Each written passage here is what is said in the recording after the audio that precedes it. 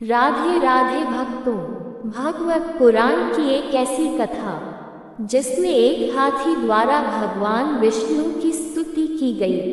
एक निवेदन है, कथा को पूरा जरूर सुने। कथा को प्रारंभ करते हैं। गजेंद्र हाथी की कहानी का वैष्णव धर्म में बहुत बड़ा प्रतीकात्मक महत्व है। कथा में भगवान विष्णु की मदद से गजेंद्र हाथी ने मोक्ष यानी जन्म और मृत्यु के चक्र से मुक्ति प्राप्त की और देवता जैसा रूप प्राप्त कर भगवान विष्णु के साथ वैकुंठ चला गया। इस अवसर पर गजेंद्र स्तुति का निर्माण हुआ, जो केवल एक प्रार्थना नहीं है बल्कि यह आत्मसमर्पण, भक्ति और विश्वास का प्रतीक है। क्या है पूरी कथा, चलिए जानते हैं। पौराणिक मान्यताओं में गजेंद्र के मोक्ष की कहानी से गजेंद्र स्तुति की उत्पत्ति है, जो भले ही एक प्राण बचाने के लिए की गई एक प्रार्थना है, लेकिन ये स्तुति यह बतलाती है कि जब सभी प्रयास विफल हो जाएं और कोई मार्ग न बचे, तब भी ईश्वर में अटूट विश्वास रखने वाला भक्त उनकी कृपा से सभी संकटों से मुक्त हो सकता है। गजेंद्र मोक्ष या गजेंद्र की मुक्ति हिंदू धर्म के पवित्र ग्रंथ भागवत पुराण के 8वें स्कंद से एक पौराणिक कथा है।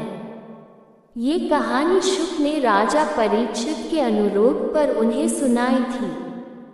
कथा के अनुसार एक बार गजेंद्र नाम का एक हाथी वरुण द्वारा बनाए गए ऋतुमत नामक उद्यान में रहता था।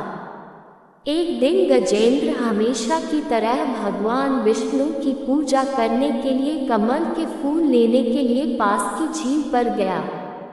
अचानक झील में रहने वाले एक मगरमच्छ ने उस पर हमला कर दिया और उसे पैर से पकड़ लिया। गजेंद्र ने मगरमच्छ के चंगुल से भागने की बहुत कोशिश की, लेकिन कुछ नहीं हुआ। उसके पूरे झुंड ने भी मदद की, लेकिन मगरमच्छ ने उसे जाने नहीं दिया। जब उन्हें एहसास हुआ कि मृत्यु गजेंद्र के करीब आ गई है, तो उन्होंने उसे अकेला छोड़ दिया। वह दर्द और लाचारी में चिल्लाता रहा और अंतिम समय में उसने अपने देवता विष्णु को बचाने के लिए पुकारा और एक कमल को भेंट के रूप में हवा में उठा लिया। अपने भक्त की पुकार और प्रार्थना सुनकर विष्णु दौड़े चले आए। जैसे ही गजेंद्र ने भगवान को आते देखा, उसने अपनी सूंड से कमल को उठा लिया। ये देखकर विष्णु प्रसन्न हुए और अपने सुदर्शन चक्र से उन्होंने मगरमच्छ का सिर काट दिया। गजेंद्र ने देवता के सामने दंडवत किया। विष्णु ने गजेंद्र को बताया कि वह अपने पिछले जन्मों में से एक विष्णु के भक्त पांड्य राजा के प्रसिद्ध राजा इंद्रद्युम्न थे, लेकिन महान ऋषि अगस्त्य के प्रति उनके अनादर के कारण उन्हें एक हाथी के रूप में पुनर्जन्म लेने का श्राप मिला था। चूंकि इंद्रद्युम्न भगवान विष्णु के प्रति समर्पित थे, इसलिए देवताओं ने उन्हें गजेंद्र के रूप में जन्म दिया। इंद्रद्युम्न को मोक्ष प्राप्त करना था, इसलिए उसने गजेंद्र के रूप में जन्म लिया।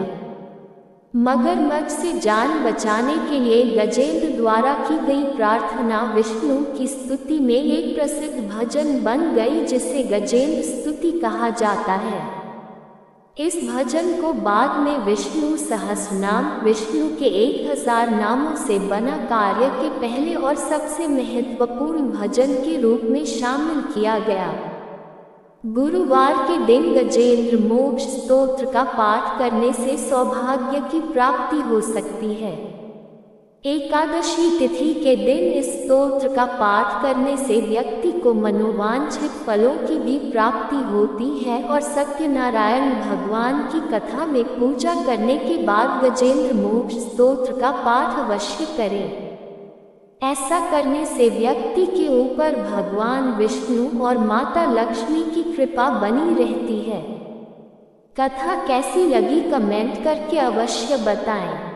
ऐसी ही अन्य नई कथाओं के लिए वीडियो को लाइक, चैनल को सब्सक्राइब अवश्य करें। धन्यवाद। राधे राधे।